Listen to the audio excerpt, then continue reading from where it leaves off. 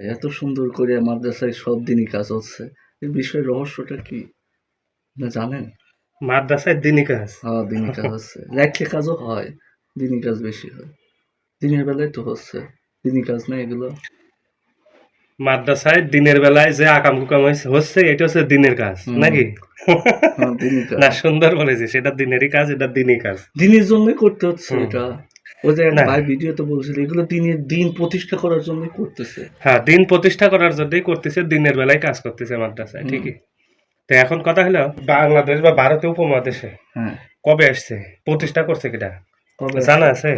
এটা আমাদের গুগল বাবারে বললে বলে দেয়। হ্যাঁ, সমস্যা আমি নেই। গুগল বাবাকে যদি জিজ্ঞেস করি তাহলে বলে দিবে যে 1780 খ্রিস্টাব্দে হুম, ব্রিটিশদের যে গভর্নর ওয়ারেন হোস্টিং, হুম। ইনি সর্বপ্রথম কলকাতায় আলিয়া মাদ্রাসা প্রতিষ্ঠা করে।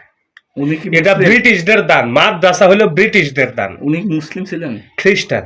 খ্রিস্টান হয়ে হ্যাঁ, মাদ্রাসা প্রতিষ্ঠান খ্রিস্টান হয়ে ব্যবসার তিনি জন্য? ব্যবসার জন্য মাদ্রাসা প্রতিষ্ঠা করে। আর এই যে মাদ্রাসায় যে বর্তমানে বলৎকারী হয়, হুম। সব মাদ্রাসায় না, কিছু কিছু মাদ্রাসায় এই যে হুজুরেরা 95% এর জন্য সবার দোষ দেওয়া যাবে না। আচ্ছা, এখন দেখা যাচ্ছে এই যে মাদ্রাসায় যে বলৎকারগুলো হচ্ছে, হুম। এই বলৎকারগুলো করতেছে কারা? এরা মূলত হচ্ছে লূত আলাইহিস সালামের কওমরা।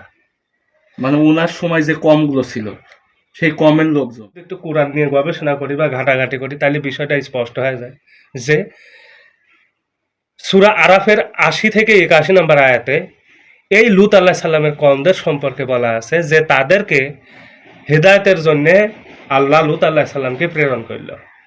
এই লূত আলাইহিস সালামদের সময় যে কওমরা ছিল তারা কি করত? অশ্লীল কাজে লিপ্ত থাকতো এবং সমকামিতায় লিপ্ত থাকতো।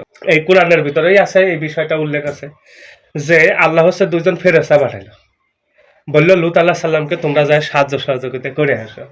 তো ভালো, আসছে সাহায্য সহযোগিতা করার জন্য। তো তাদের চেহারা এত সুন্দর ছিল, ছেলেদের রূপে ছেলেদের রূপেই এত সুন্দর ছিল, দেখে ওই কওমদের মাথা নষ্ট হয়ে গেছে।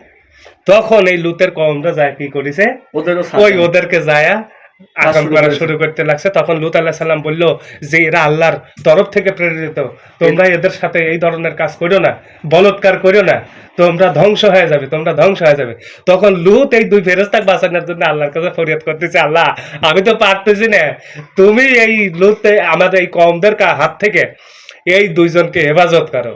ফেরেশতা এটা পুরাপুরি কোরআনের ভিতরে এই ফেরেশতারাই তো দুইজন মানুষের রূপ নিয়ে আসেছিল, আইসে এই যে তারা পাঠাবেন লাগে। তো সেই কওমের যে বংশধর, এখন এই বংশধররা 99% বলৎকার এই লূতের কওমরা এখন এই মাদ্রাসাগুলো দখল করে নিছে। কম মাদ্রাসা